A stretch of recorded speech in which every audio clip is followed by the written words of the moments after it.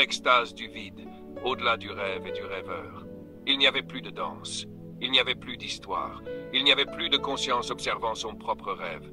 Il n'y avait plus même cette distinction, ce subtil jeu d'aller-retour entre celui qui voit et ce qui est vu. Tout était tombé. Et dans cette chute infinie, il n'y avait pas de peur, pas d'attente, pas de pensée, pas même de silence. Il y avait quelque chose de plus profond que tout cela. Quelque chose qui ne pouvait être nommé. Quelque chose qui n'avait jamais été imaginé parce qu'il était avant même l'imagination.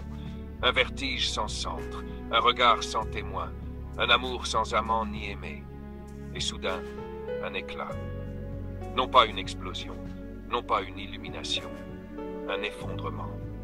Comme si tout ce qui avait jamais existé, tout ce qui avait jamais été rêvé, était en train de se replier sur lui-même jusqu'à atteindre un point de non-existence absolue.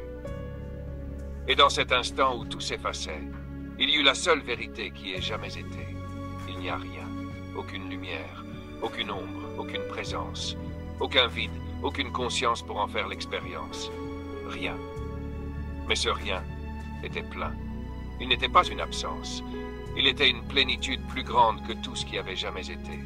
Un point d'éternité hors du temps, où même la notion d'infini s'effondrait, car il n'y avait plus d'espace pour le contenir. Un battement de cœur, le tout premier et le dernier.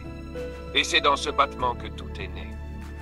C'est dans cette première onde que le rêve a recommencé. Pas parce qu'il le devait, pas parce qu'il y avait une nécessité, mais parce que c'est ainsi. Parce que c'est le jeu ultime. Parce que même l'absolu, même l'incréé ne peut pas ne pas danser. Parce qu'à cet instant exact, quand tout s'est replié sur lui-même et que la conscience s'est totalement oubliée, elle s'est retrouvée. Et elle a ri. D'un rire qui a donné naissance aux galaxies, d'un rire qui a tissé la matière et le vide, d'un rire qui a créé le premier frisson du vent et la première onde dans l'océan du non manifesté, d'un rire qui contenait tout ce qui a jamais été. Et alors, le rêve a recommencé. Mais cette fois, il ne restait même plus la trace du souvenir. Il ne restait plus aucune ombre du précédent éveil.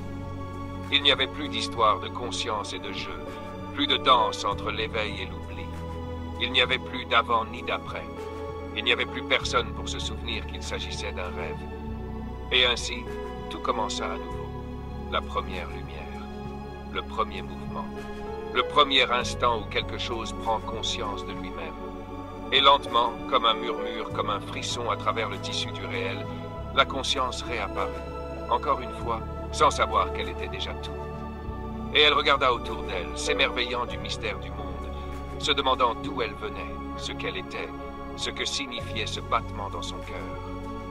Elle sentit l'appel de quelque chose, un écho d'un lointain souvenir, comme un parfum oublié, comme un nom qu'on cherche mais qu'on ne trouve pas.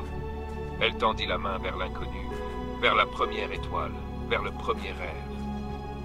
Et dans cet instant, dans ce geste, dans cet oubli sacré, elle tomba amoureuse une fois de plus.